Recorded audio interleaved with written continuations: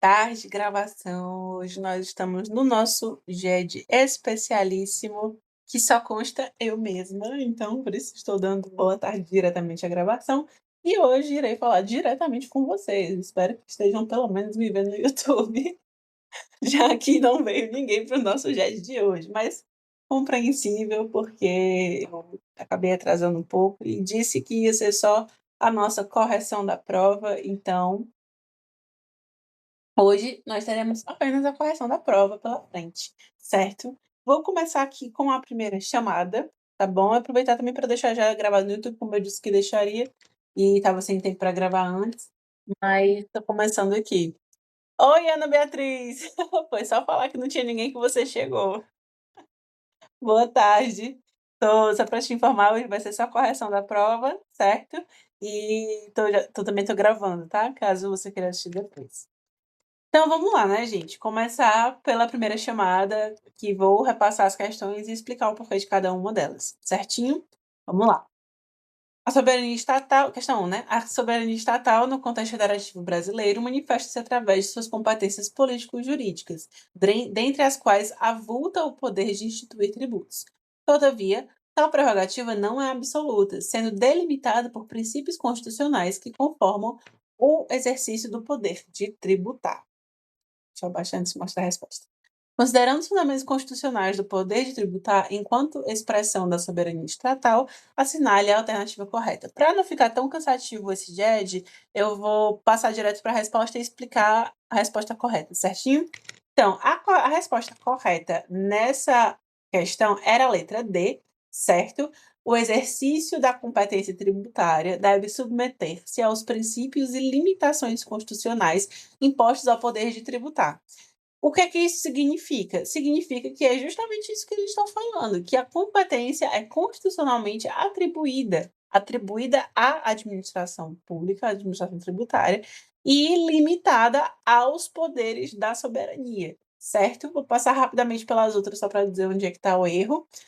Competência tributária, eu falei que não ia fazer isso, não, eu vou fazer, mas a competência tributária, por expressão da soberania, admite sua autodeclaração por parte dos entes federativos, mesmo à margem da Constituição.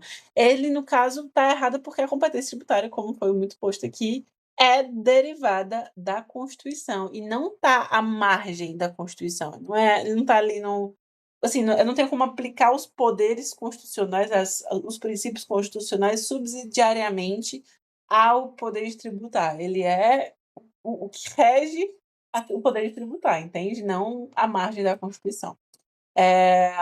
O princípio da legalidade tributária de observância recomendável, mas não obrigatória, dada a supremacia do interesse público na arrecadação.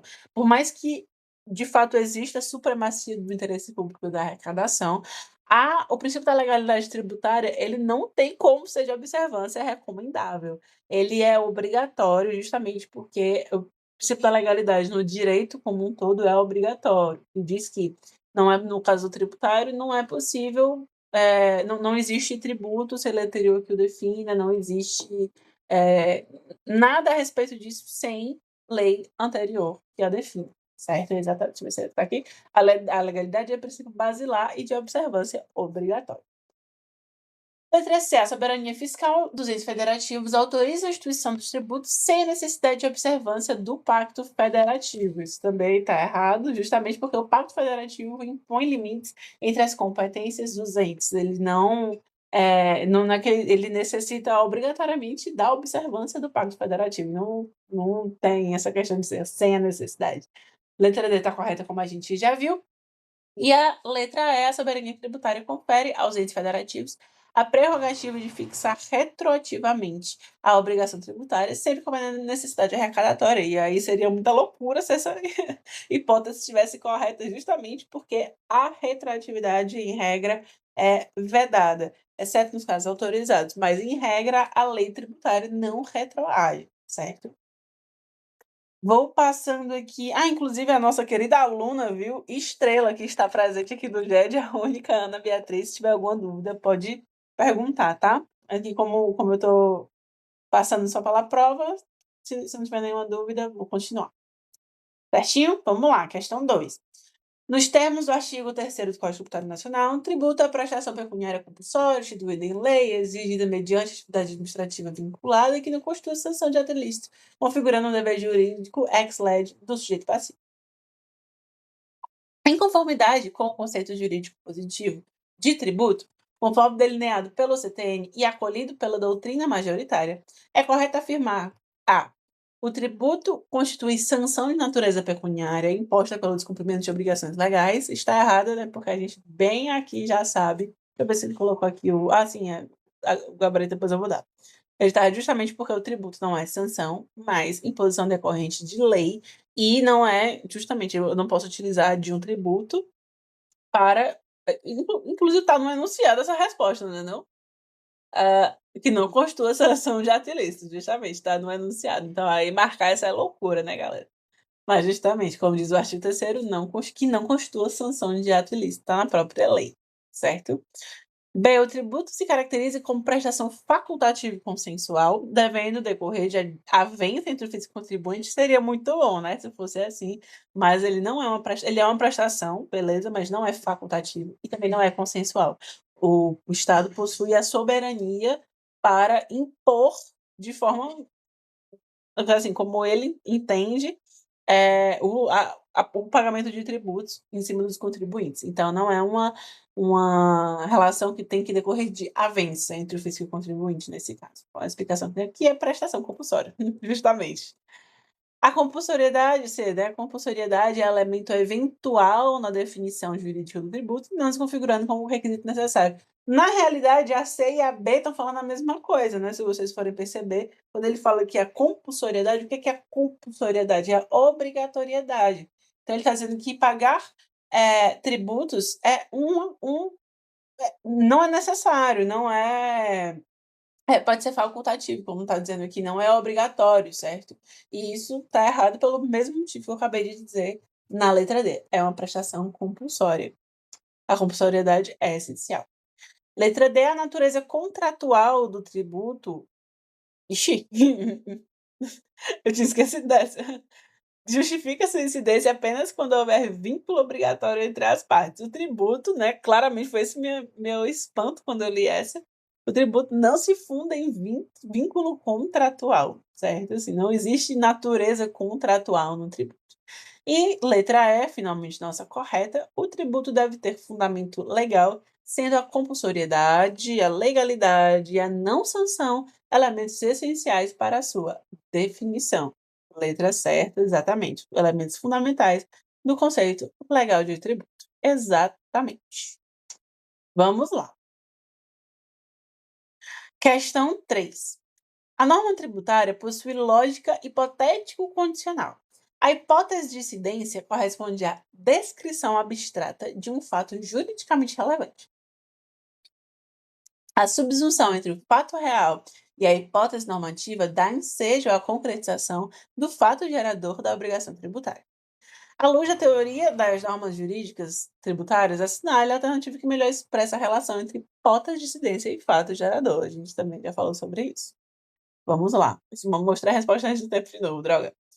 A hipótese de incidência depende da autorização legal específica para produzir efeitos jurídicos. Não, justamente porque a hipótese já é parte da própria norma. Ela já é legal. Quando ele fala que depende da autorização legal específica para produzir efeitos jurídicos, não faz muito sentido, justamente porque a hipótese de incidência já está lá prevista justamente no no texto legal. Então, não tem essa questão de depende da autorização legal específica para produzir efeitos, certo? O fato gerador representa a formulação hipotética prevista em norma complementar à Constituição. Também está errado porque a hipótese de incidência não é norma complementar. A hipótese de incidência é apenas uma situação fática descrita em lei. E o fato gerador é a concretização dessa situação fática. Basicamente é isso, certinho?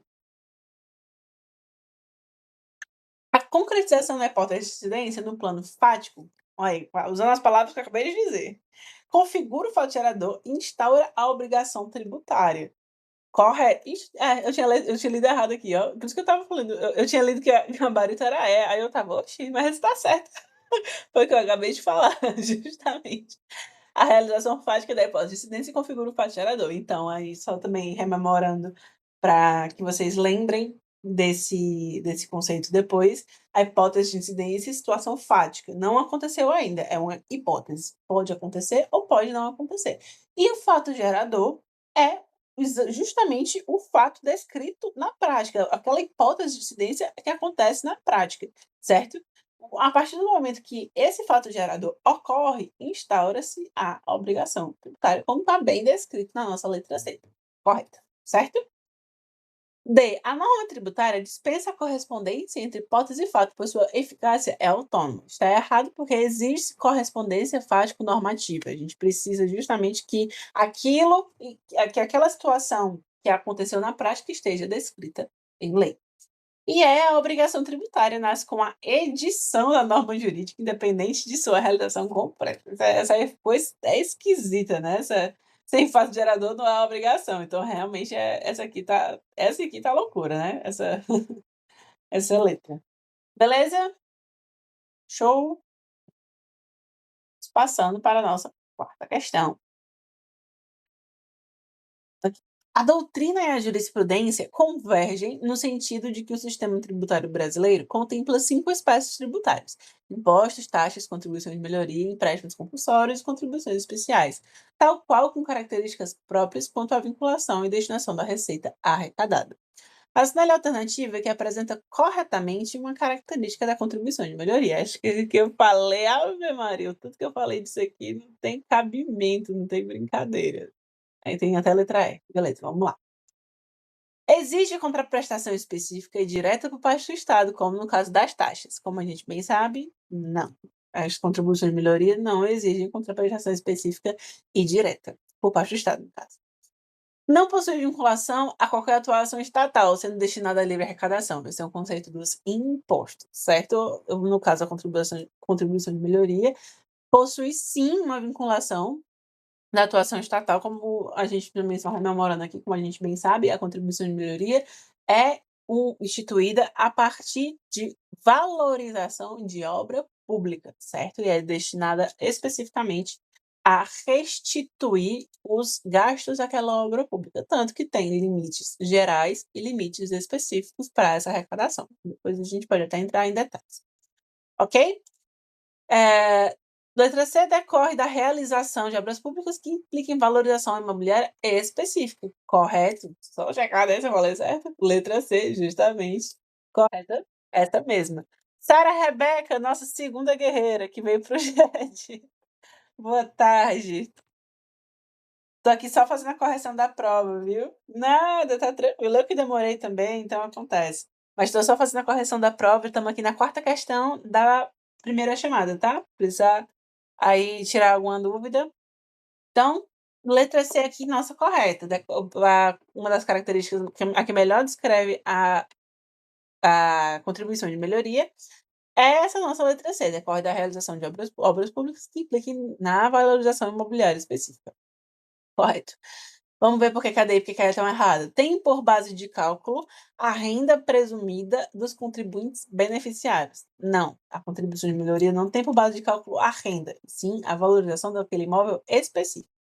E é instituída exclusivamente por lei ordinária federal e aplicada indistintamente a qualquer ente de federação. Isso também está errado, ela é instituída exclusivamente por qualquer ente, conforme a obra realizada, certo? Então, por mais que ele fale aqui que é exclusivamente por lei ordinária federal, isso está errado, justamente porque qualquer ente, os estados, os municípios, o Distrito Federal ou a União podem instituir a contribuição de melhoria e não é aplicada indistintamente,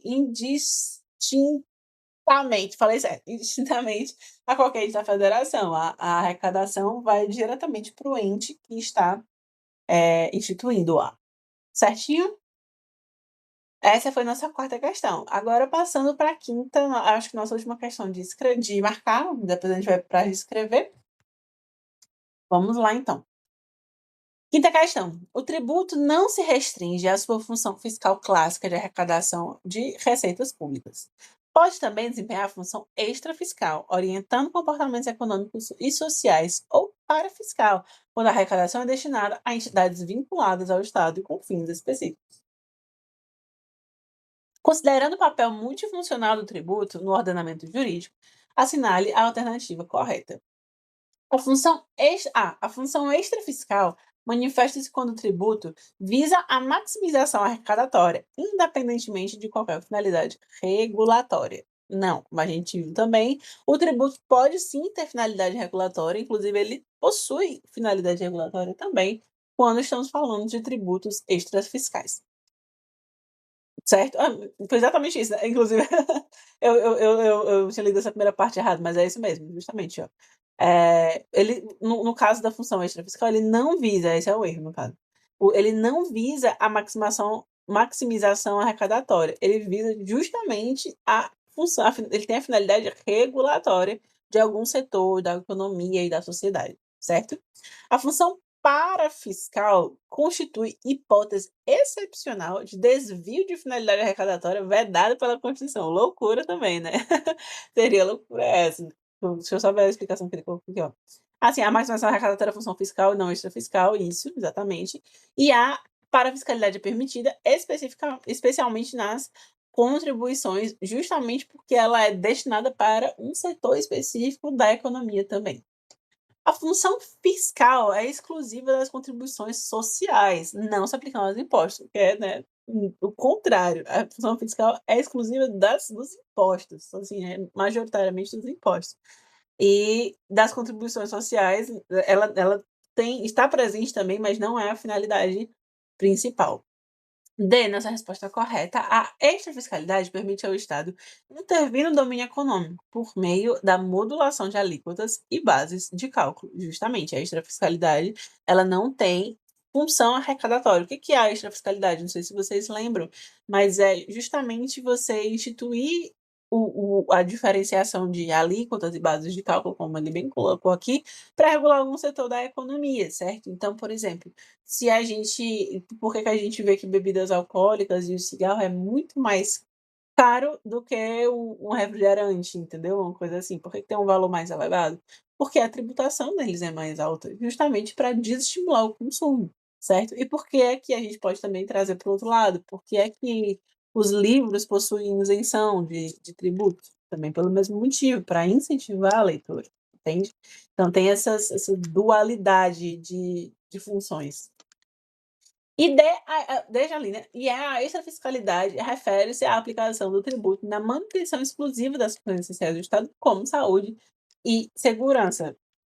No caso, não, porque aí seria loucura, essa função fiscal com destinação específica, e não a parafiscalidade. A parafiscalidade tem como função de culminar, vou colocar essa palavra, algum setor da economia com arrecadação. Já a função fiscal com destinação específica, eu acho que até inclusive alguém pode ter marcado essa, porque ela confunde, né, essa foi meio pegadinha essa é. Mas, como a gente viu aqui, a função fiscal com destinação específica, ela tem como função justamente, a arrecadação, já a parafiscalidade não, certo? E aí a gente vem para a nossa sexta questão agora, sobre a contribuição de melhoria. Ó, contribuição de melhoria e são o dinheiro é cobrado a todos e segue à risca a legislação vigente. Vamos lá, essa questão aberta, tá? Inclusive, muita gente ficou em dúvida porque não recebeu, por exemplo, os 3 pontos, né, que essa questão valia, mas aí pode ser porque não cumpriu com todos os 3 requisitos, certo? Então a gente vai acompanhar ele agora. Em São Ludieiro, todos pagam contribuição de melhoria. Ó, aqui eu já vou fazendo, já dando a resposta, tá? Aqui a gente encontra o nosso primeiro erro. Todos pagam. A gente sabe que a contribuição de melhoria não é um tributo generalizado, não é todos pagam. É quem pratica o fato gerador que paga. E quem é que pratica o fato gerador da contribuição de melhoria?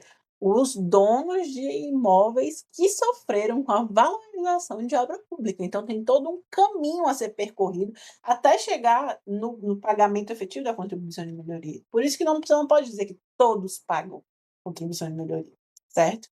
Todos pagam contribuição de melhoria quando uma via pública é pavimentada, seja com asfalto, pavê ou paralelepípedo. A cobrança permite que outras obras possam ser realizadas. Aqui a gente já identifica, ó, outras obras possam ser realizadas e novas famílias sejam beneficiadas. Aqui a gente já identifica outro erro, certo? Aqui a gente já identifica outro erro. Por quê? Porque a finalidade da contribuição de melhoria não é arrecadar não é a arrecadação de valores para realizar novas obras públicas. Isso aí é a função dos tributos, dos impostos, isso, entendeu? Dos impostos municipais, isso não é que está lá nos cofres públicos, isso não é função da contribuição de melhoria, certo? Por isso que quando a gente fala que outras obras possam ser realizadas, a gente está também tendo um erro aí nesse município. E novas famílias sejam beneficiadas, isso também, né, no caso, beneficiadas pelas novas obras. Justamente por isso que esse ponto também está errado. Colaborando para o crescimento e desenvolvimento de São Ludito. Tudo é realizado com base na lei municipal e no Código Tributário Nacional, na lei de responsabilidade fiscal e também, em especial, visa atender o Programa de Saúde Fiscal do Ministério Público do Estado de Santa Catarina. Aí eu acho que aqui vocês se perderam um pouco. Quando começou a falar de lei, nesse aspecto aqui, eu acho que foi onde vocês começaram a se perder. Porque justamente por causa disso, o que você fala, não, tá baseado em lei, tá certo, mas não necessariamente, certo? Então, vamos lá. A cobrança do referendo de tributo pelo município de São Lugeiro atende aos requisitos legais? Aí, antes de eu ler essa resposta aqui, eu vou só explicar que não atende os requisitos legais, por vários motivos, mas principalmente porque a contribuição de melhoria decorre da valorização de uma obra pública em um raio específico, em imóveis específicos e calculados individualmente por imóvel. Como é que eu vou dizer que todos pagam contribuição de melhoria quando não havia público pavimentado? E principalmente, isso aqui também está errado, justamente porque a contribuição de melhoria ela é cobrada após, certo?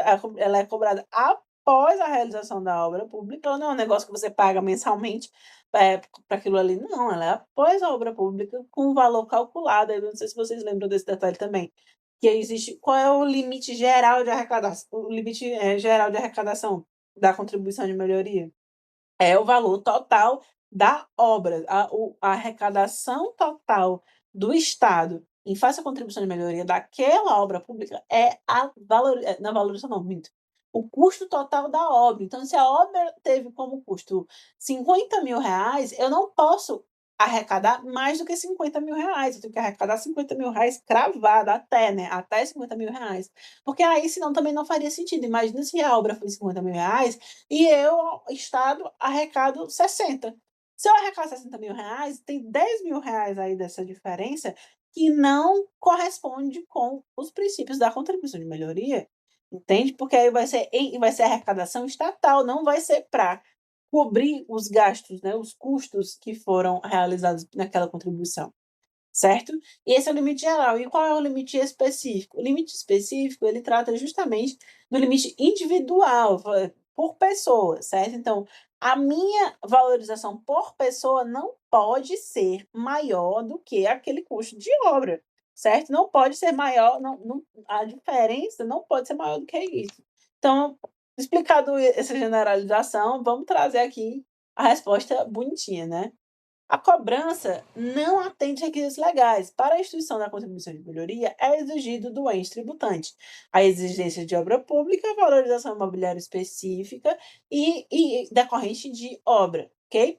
A cobrança genérica, dividindo o custo total da obra igualmente entre os imóveis da região beneficiada, sem considerar a valorização individual de cada imóvel, não atende ao critério legal da base de cálculo, como a gente disse agora.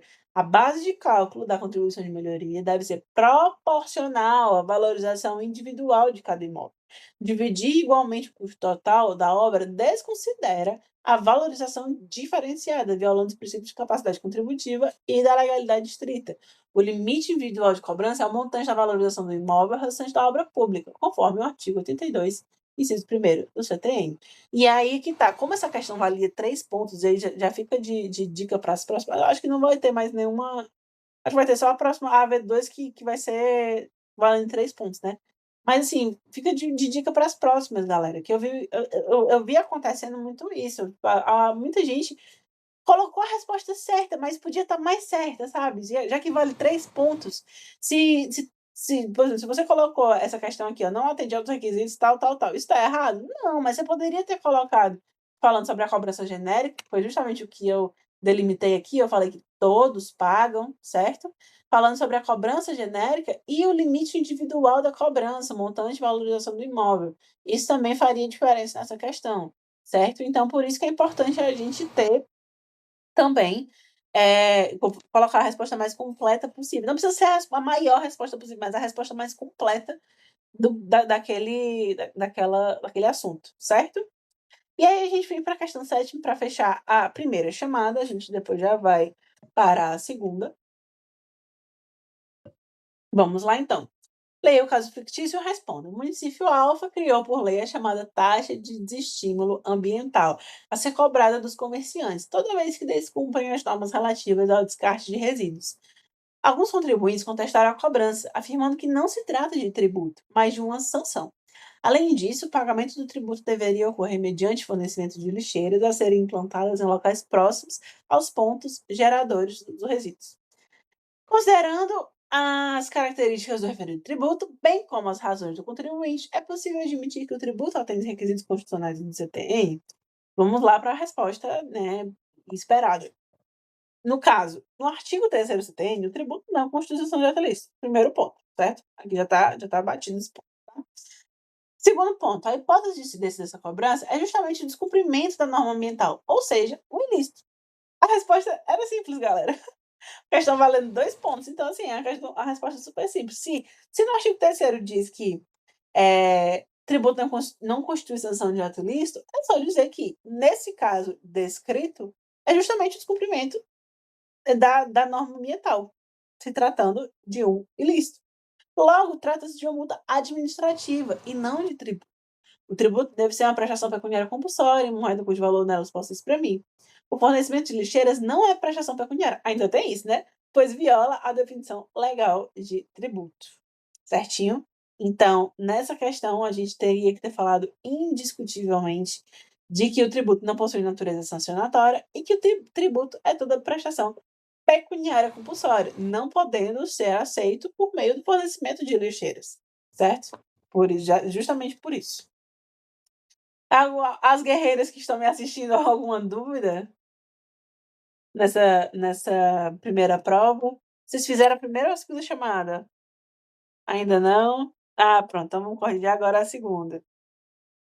Isso, também, Ana Beatriz, eu acabei de ver sua resposta, não teria nem como cobrar, porque eles nem estavam cumprindo a obrigação, justamente. Maravilha, pronto. Ana Beatriz, alguma pergunta na primeira chamada? Tá precisando de tirar alguma dúvida, tudo certo? Não? Maravilha.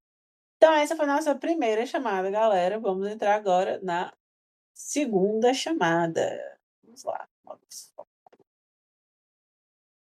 Tudo tranquilo, maravilha.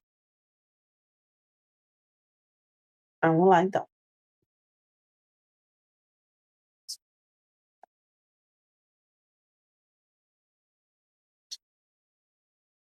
O Código Tributário Nacional, questão 1, né? Segunda chamada, tá? Inclusive, vamos lá. O Código Tributário Nacional distingue a obrigação tributária principal da acessória, sendo ambas manifestações da imposição legal do dever de contribuir. A compreensão de suas diferenças é fundamental para identificar corretamente o alcance das normas tributárias. Em determinado município, o contribuinte deixou de apresentar declaração de informações fiscais e, posteriormente, também não pagou o ISS, Imposto sobre Serviços. Considerando a disciplina do CTN, analise as situações abaixo e assinale a alternativa correta acerca da obrigação tributária principal. Então, vamos lá sobre a obrigação tributária principal, né, e subsidiariamente a acessória. A obrigação tributária principal nasce da mera imposição legal e corresponde a deveres instrumentais voltados ao interesse da fiscalização? Não nasce da mera imposição legal. Você precisa justamente a que a obrigação corresponde a deveres formais é acessória. A obrigação principal precisa passar pelo fato gerador para ser formada. B. Decorre da ocorrência do fato gerador, como Gente, eu tô falando, olha que eu nem li isso aqui antes de fazer, tá? Eu nem li essas questões, assim, agora há pouco pra estar respondendo desse jeito, mas é assim, tá tão entregue na minha cabeça que agora eu só reproduzo. Decorre da ocorrência do fato gerador e tem como objeto de pagamento de tributo ou penalidade pecuniária, extinguindo-se com os créditos correspondentes. Exatamente, nossa resposta correta. A obrigação principal surge como fato gerador e tem como objeto de pagamento de tributo ou penalidade pecuniária, extinguindo-se com o crédito correspondente. Artigo 113, parágrafo 1º do CTN. Show? Vamos saber por que as outras estão erradas. C. Converte-se em acessória no caso de descumprimento, sobretudo quando envolva a aplicação de penalidade pecuniária. No caso, é o contrário, né? É a obrigação acessória que, quando descumprida, se converte em principal quanto à penalidade, porque quando ocorre o descumprimento de uma obrigação acessória, o que acontece? A gente recebe o quê? Uma multa, mas no caso a gente receber uma multa, ela vira uma obrigação principal, porque não tem como ter a obrigação acessória de pagar, é só a obrigação principal que é a de pagar, certo? E aí, a partir dessa multa, é que ela se converte em principal, e não e a principal não se converte em acessória em hipótese nenhuma, certo?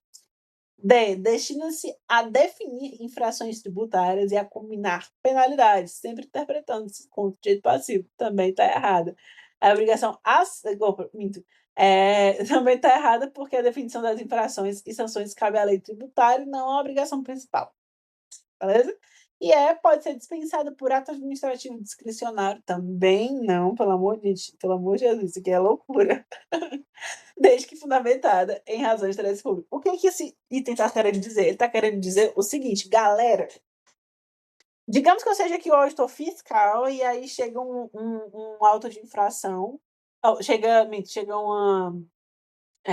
uma infração aqui que eu vejo que foi no nome da Sara, aqui minha aluna. Aí eu vou olhar e falar assim, Sara, gosto demais dela, não sei o quê. Não, eu, auditora fiscal, não tem nem perigo, eu vou não tem nem perigo dela pagar esse negócio, porque ela sempre foi tão gente boa comigo, então eu vou dispensar, entendeu? Dispensar essa autuação aqui, porque eu gosto muito dela. Isso é um ato administrativo discricionário, certo? Você tá distinguindo quem você vai beneficiar. E os atos administrativos não são discricionários, certo? Nenhum deles pode ser discricionário. Então, por aí você já mata. E aí a explicação mais bonitinha é que a extinção da obrigação principal só se dá nas hipóteses legais, não por ato discricionário da autoridade. Gente, isso é loucura, pelo amor de Jesus, nunca marquei isso. Certo? Uma dúvida aqui na questão 1, posso passar para 2. Ao menos não deve ser, né? A gente concordo com você. Às vezes talvez, não sei, né? Não vou bater esse martelo. Mas não deveria ser, não, realmente. Show. Vamos agora para a nossa questão 2. O município Beta, com o objetivo de melhorar os serviços hospitalares locais, criou um tributo denominado Imposto Municipal de Saúde. A lei municipal que instituiu estabeleceu que toda a receita arrecadada deveria ser aplicada exclusivamente no custeio de hospitais e postos de saúde. Diante da vinculação da receita à área da saúde, parte da população questionou a natureza jurídica do tributo. Até parece, né, gente, que isso ia acontecer na nossa sociedade desinformada, infelizmente. Mais um lá. Com base no CTN, na Constituição, assinale a alternativa correta. O tributo não pode ser considerado um imposto. Gente, essa aqui não, essa é loucura, por favor, não marquem essa não, nunca. O tributo não pode ser considerado imposto, pois a lei determinou sua destinação específica e de sua arrecadação. Só por essa frase aqui já dá pra gente cortar, né? Pelo amor de Jesus. Pois a lei determinou destinação específica de sua arrecadação? Não, gente, loucura. A finalidade da receita não altera a natureza do tributo, justamente. Não altera, jamais. B. A destinação legal da receita não altera a natureza jurídica do imposto, definida pelo respectivo fato gerador. Justamente isso. O imposto definido pelo seu fato gerador, independentemente da destinação do produto da arrecadação. Constituição reforça que a regra não é a não vinculação dos impostos, exatamente, como a gente bem sabe. C. A denominação imposto utilizada na lei é suficiente para confirmar sua natureza. Gente, nada a ver. A denominação legal é irrelevante para a classificação tributária, justamente. D. Por estar ligado ao custeio da saúde, o tributo deve ser classificado como contribuição especial. Não tem muito a ver não, isso aqui também. As contribuições especiais exigem previsão constitucional específica, justamente. Não tem como eu só sair instituindo e dizer que é imposto e é isso aí, entendeu? Realmente isso está errado. E é a previsão da aplicação a previsão de aplicação vinculada da receita torna a cobrança inconstitucional e descaracteriza a exação como imposto. Justamente o contrário, né? É isso que caracteriza o imposto, é você ou minto, o contrário, né. Peraí, deixa eu ler de novo. A previsão da aplicação vinculada à receita torna a cobrança inconstitucional. Não, porque a vinculação da receita não é inconstitucional, entendeu? Ela só é característica dos impostos. E das características a exação como imposto. Também, assim, justamente, né, por estar vinculada, essa parte aqui não tá errada, mas isso aqui não, isso aqui tá loucura. A previsão de aplicação vinculada à receita torna a cobrança inconstitucional, loucura. A vinculação pode gerar inconstitucionalidade, mas não altera a natureza do imposto. Sim, de fato. Beleza? Porque aqui, ó, a previsão, no caso, foi como a gente colocou aqui, ela pode vir a ser inconstitucional a depender da natureza, mas ela não altera. Tipo assim, nesse caso ela tá falando do quê? Que o imposto vinculado é inconstitucional. Mas, por exemplo, uma contribuição social vinculada, não. Entende? Então, a vinculação não é inconstitucional. No caso, a vinculação do imposto não é inconstitucional. Ela pode vir a ser se for atrelada a um tributo que não tem a natureza vinculatória, certo? Alguma dúvida em relação a essa? Acho tudo certo, né? Vocês estão só acompanhando aí. Deixa eu ler. Vamos lá. Essa questão volta pro Brasil. Ô, mulher, não. Qual que você marcou? Pera. Qual que tu marcou? Me explica aí. Marquei A? Tá. Não, essa tá loucura, realmente. Não vou conseguir te defender. Justamente por esse comecinho aqui, ó. Se você diz que o tributo não pode ser considerado imposto, claro que é. Entende? O tributo é imposto, o artigo 3º do CTN.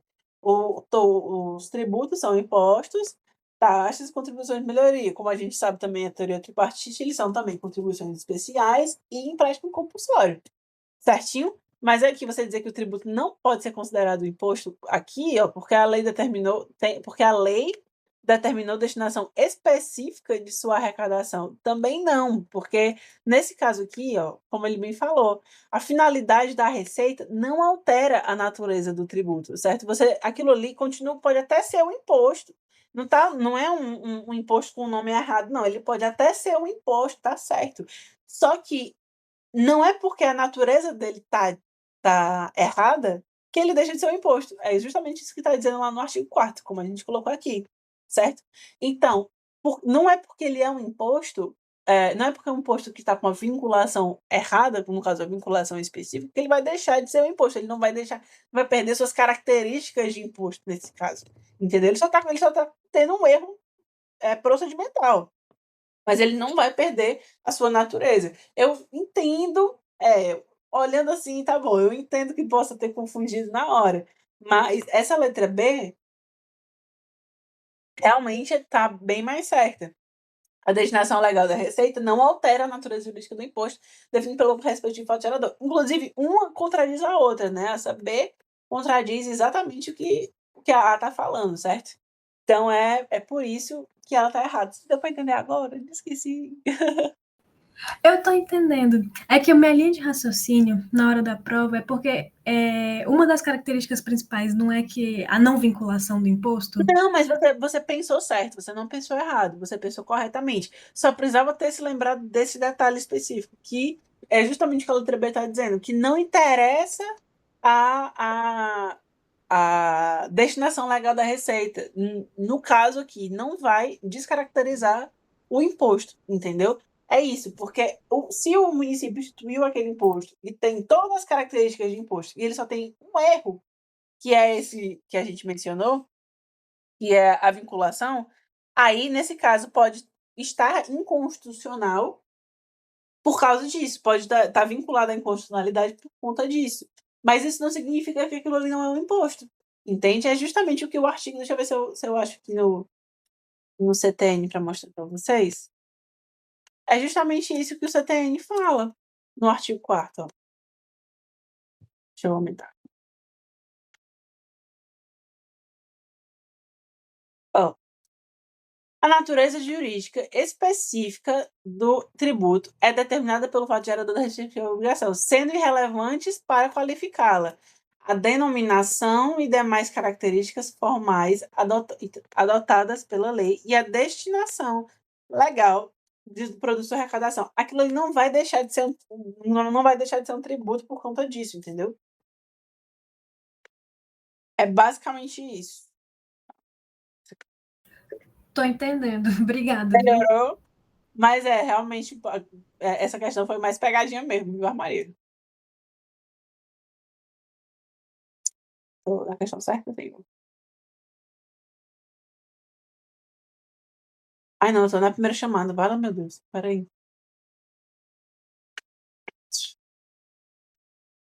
Show, então. Vamos passar aqui para a nossa terceira questão. A Constituição Federal distribui a competência tributária entre os entes federativos, mas tal poder decorre de uma característica maior do Estado, a soberania. Não, bem parecido com a primeira questão da primeira chamada. Em alguns casos, contudo, a própria Constituição estabelece limitações no poder tributar, em defesa dos direitos fundamentais dos contribuintes. No contexto do sistema constitucional brasileiro, analise as propostas abaixo e assinale a alternativa correta sobre a soberania e o poder de tributar. A soberania estatal garante ao legislador a possibilidade de instituir tributos sem qualquer limitação, bastando a edição de lei formal. Loucura, né, galera? Se fosse assim, seria bom demais para o Estado, porque iria instituir tributos do jeito que ele quisesse, como ele quisesse e sem qualquer limitação. Essa frase é loucura. O poder de tributar decorre diretamente da soberania, mas deve observar os limites constitucionais e os direitos fundamentais dos contribuintes. Justamente, certíssima. Não pode instituir a arrecadação e a fiscalização não podem vir seguidas da falta de princípios constitucionais e direitos fundamentais, entende? Por mais que exista soberania estatal, mas mesmo com a soberania, até a soberania tem limites, né? O exercício da soberania no campo tributário confere à União competência exclusiva para instituir todos os tributos. Loucura também, né? Porque a gente também sabe que existem tributos federais, estaduais e municipais. Então, nesse caso, não caberia à União instituir todos esses tributos. D. A Constituição Federal atribui competência tributária aos entes federativos, mas essa competência pode ser exercida de forma ilimitada desde que por meio de lei. Também loucura, né? Maluquice essa daí, mesma argumentação da a competência para instituir esses tributos ela não pode ser ilimitada, não pode ser deliberada de forma, entendeu? Sem o menor descrição. Ok? O poder de tributar não guarda relação com a soberania, mas apenas com a lei ordinária aprovada pelo Congresso Nacional. Também loucura, porque a soberania no poder de tributar é justamente o que faz a gente pagar tributos. Se não fosse, a gente não pagaria, porque imagina se fosse, tipo assim, ter sei lá, um Zezinho da praça chegando pra tu e falando assim, não, tu tem que pagar tributo aí, por quê? Tem que pagar tributo pra mim, por quê, rapaz? Não, porque eu quero. Aí eu só ia dar uma bicuda na cara dele falando, não sai daí, rapaz, tá doido? Claro que não, entendeu? Então, nesse caso, a soberania, né, a soberania estatal é o que faz a gente ter essa obrigação de pagar tributo. Ah, por que tem que pagar tributo? Por quê? Porque é o Estado quer.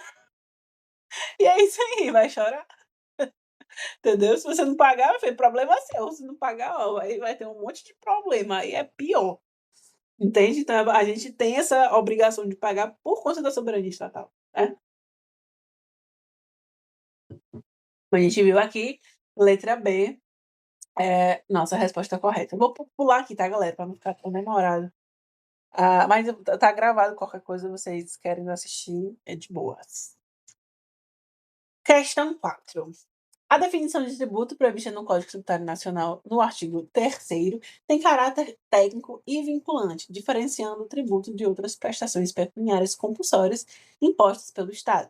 O município Delta aprovou lei instituindo uma cobrança denominada taxa de estímulo ambiental, também bem parecida com aquela outra questão lá da outra prova. Exigida nos comerciantes que descumprissem normas de descarte de resíduos sólidos. Parte dos contribuintes contestou a cobrança judicialmente, sustentando que a exação teria natureza de sanção e não de tributo. Considerando o conceito jurídico do tributo previsto no CTN, assinale a alternativa correta. Vamos lá. A. A cobrança é legítima, tá errado, pois qualquer prestação pecuniária instituída em lei configura tributo. Não, não é qualquer prestação pecuniária instituída em lei. Você tem que, justamente, uma das características para instituir tributo é não ser uma prestação pecuniária que constitua sanção, certo? B. O tributo pode ter como hipótese de incidência tanto uma conduta lícita quanto uma ilícita. Errado novamente, desde que prevista em lei também. Não importa se está previsto em lei, se não está. Se está previsto em lei, meu amigo, é inconstitucional. Mas o tributo não pode ter caráter ilícito de nenhuma forma. C. A exação em questão não atende ao conceito de tributo, pois decorre do descumprimento de normas de conduta, configurando sanção. Muito, muito, muito certa a nossa resposta correta. D. A natureza do tributo é definida pela denominação atribuída pelo legislador, independentemente de qualquer fato gerador. Também é o que a gente acabou de ver, o artigo 4º, né, lá do CTN. Não é bem assim, né? Justamente o que define a natureza do tributo é o seu fato gerador, e não a denominação, certo? E qualquer prestação compulsória instituída por lei e cobrada em moeda tem natureza tributária, ainda que configure penalidade. Também não, certo? Esse item seria a mesma coisa que dizer que as multas previstas no Código Penal são tributos, o que não são, né? A gente bem sabe. Certinho? Alguma dúvida? Tudo certo aí, Sara? Que você que fez a... Graças a Deus, não? Beleza. Show. Então, vamos lá para a nossa última de marcar. Nossa última de marcar para ir para a gente escrever. Vamos lá. Questão 5. No ordenamento jurídico brasileiro, tributo não se restringe à sua função clássica de arrecadação, que é fiscal. Ele também pode assumir uma conotação de instrumento de intervenção estatal no domínio econômico, ou ainda no sentido de arrecadação a ser destinada a entidades que atuam em colaboração com o Estado em finalidades específicas. Considerando a multiplicidade de funções atribuídas aos. Considerando a multiplicidade de funções atribuídas ao tributo no sistema jurídico brasileiro, assinale a alternativa correta. A função extrafiscal ocorre quando o tributo é utilizado unicamente para ampliar a arrecadação, sem qualquer propósito regulatório, não. Inclusive, acho que essa questão é igual à da primeira chamada. Olhando aqui, mas ela é extremamente parecida, né? A função extrafiscal, ela ocorre justamente para o caráter regulatório. Ela não vem atrelada à arrecadação, ela vem atrelada ao propósito regulatório, certo? O que é que isso significa? Significa que um tributo extrafiscal, ele vem para regular determinado setor da economia, como eu inclusive expliquei agora há pouco, na questão passada, por isso que essa aqui está errada. B. A função parafiscal configura desvio inconstitucional da finalidade do tributo, sendo vedada pela Constituição. Também não. A gente viu, inclusive, que existem tributos parafiscais que têm destinação específica vinculada, que podem ter destinação específica vinculada. Eu não estou falando de imposto aqui, tá? Eu estou falando de contribuição de melhoria, contribuições sociais, certo? No caso aqui, as contribuições sociais, né, que têm função parafiscal. Configura desvio constitucional, loucura, né? Justamente porque não finalidade do tributo, todos os tributos, o princípio da não arrecadação, da não vinculação, certo? Por isso que essa está errada, você não vai dar para a Constituição, está errado. A função fiscal é privativa das contribuições sociais? Também não. A função fiscal, ela é, inclusive, mais comum nos impostos, certo? Acho que olhando, eu diria que os impostos e as taxas são olhando assim, um panorama geral, são os que possuem mais função fiscal. Das contribuições sociais, não se aplicando aos impostos e competência da União, Estado e município. Loucura também, porque é justamente a função tributária dos impostos é fiscal, certo? É fiscalizatório. D. A extrafiscalidade permite ao Estado influenciar condutas econômicas e sociais mediante alterações em alíquotas e bases de cálculo. Sim, a extrafiscalidade existe justamente para isso. Ela existe para que, por meio da alteração de alíquotas de bases de cálculo, ela possa alterar, eu vou até dar exemplo, né, do cigarro e do álcool, e em contrapartida também os livros, né, que recebem isenção, isso é uma estratégia regulatória estatal para fazer as pessoas ou estimular o consumo ou desestimular o consumo, certo? Então, como é que os tributos extrafiscais funcionam nesse sentido? Eles isso pode ser aplicado por meio de alteração de alíquotas e bases de cálculo, ok? E é a função, perdão, a parafiscalidade significa destinar a receita de tributos exclusivamente à manutenção dos serviços essenciais do próprio Estado, como saúde e segurança pública. Não, como a gente também viu, existe uma diferença entre a vinculação com destinação específica a vinculação com destinação específica e a parafiscalidade. A parafiscalidade é para atuar diretamente em alguns setores da economia, enquanto a destinação específica dos tributos atua justamente nos serviços essenciais do próprio Estado, certo? Também não vou passar por essa explicaçãozinha, não. Estou cansada, vocês terem noção. Estou desde de 8h30 da manhã fazendo entrevista para a Legip. Eu estou morta, sabe, Maria? As entrevistas acabaram meio-dia e meia, velho. 8h30, meio-dia e meia. Eu tô aqui só pela misericórdia, mas vai dar certo. Ave Maria. Pera, deixa eu pegar minha caneta que ela não. Enfim. Ai.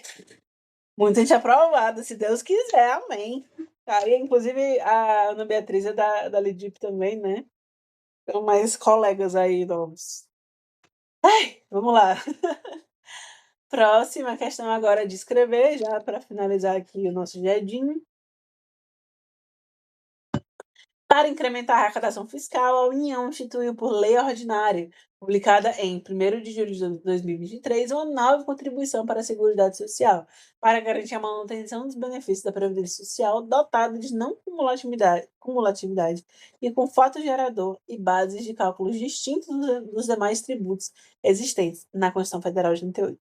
Foi estabelecido que a referida nova contribuição iria produzir efeitos a partir de 1º de novembro de 2023.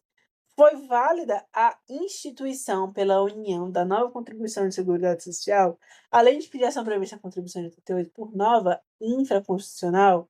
E o que acontece, gente? Nesse caso, não. A instituição é inválida, porque a União só pode criar novas contribuições sociais mediante o exercício de sua competência residual, previsto no artigo 195, parágrafo 4º, que essa aqui é o caráter residual das contribuições, se eu não me engano, mas esse aqui, o 154, inciso 1º, é o nosso querido imposto residual, certo? Então, baseado na competência residual, o que é residual? É o que sobrou. Digamos que a gente descobre, né, um novo fato gerador que precisa ser tributado, que venha a ser tributado, ele pode ser baseado na competência residual, certo? Que ali eu gosto de colocar assim como os restos. O resto é o que sobrou, aí bota lá, entendeu? Essa competência exige instituição por lei complementar, primeira coisa, e B, o fato gerador e base de cálculos, fato gerador e base de cálculos distintos dos demais tributos já previstos na Constituição, perdão. No caso narrado, embora o tributo tenha fato gerador e base de cálculos próprios, foi instituído por lei ordinária, que afronta a exigência constitucional. Questão simples, simples, simples, simples. Sim, besta, besta. Mas era só isso, era só dizer que, nesse caso, foi instituído por lei ordinária e era para ter sido instituído por lei complementar. Certinho? E aí também poderia trazer essas questões que a gente falou de caráter residual. Beleza? Que poderia ser baseado nisso. Ok? Sara, alguma dúvida nessa? Como é que ficou? Como é que você respondeu essa? Teu único erro foi daquela lá? Então top. Maravilha. Então deve ter ido bem. Então, beleza. Essa foi nossa sexta. E, inclusive, a Ana Beatriz, se tiver com alguma dúvida, viu? Da segunda questão, da segunda chamada, pode ficar à vontade aí para tirar suas dúvidas. Passando mais aqui, a gente vem para a nossa última questão, que é a questão 7 da segunda chamada. O município Aurora realizou uma obra, mesma coisa, aí, ó, mesma coisa de contribuição de melhoria. Quer ver? Vamos ver. De grande impacto urbano em sua uma obra de grande impacto urbano em sua avenida central, pavimentação asfáltica de alta qualidade, construção de calçadas com acessibilidade, instalação de moderna rede de iluminação pública com fiação subterrânea, além de paisagismo e diversas outras melhorias. O investimento, estimado em 20 milhões de reais, resultou em expressiva valorização dos imóveis lindeiros, que passaram a ser mais procurados para fins comerciais e residenciais. Buscando recuperar parte do gasto, a prefeitura editou lei criando a chamada taxa de urbanização, exigida de todos os proprietários de imóveis situados na área beneficiária. O critério adotado para a cobrança foi a metragem de frente de cada lote, de modo a isso é loucura, de modo a individualizar e quantificar a cobrança. Alguns moradores contestaram judicialmente a cobrança, alegando que a taxa não seria o tributo adequado, já que a valorização de imóveis decorrera diretamente de obra pública e não da prestação de um serviço público específico e divisível. Eu gostei dessa questão, tá? Achei bem legal. De acordo com o caso fictício, responda. A instituição da taxa de urbanização é adequada para custear a obra realizada? Explique. Como a gente também já viu, imagino que vocês saibam.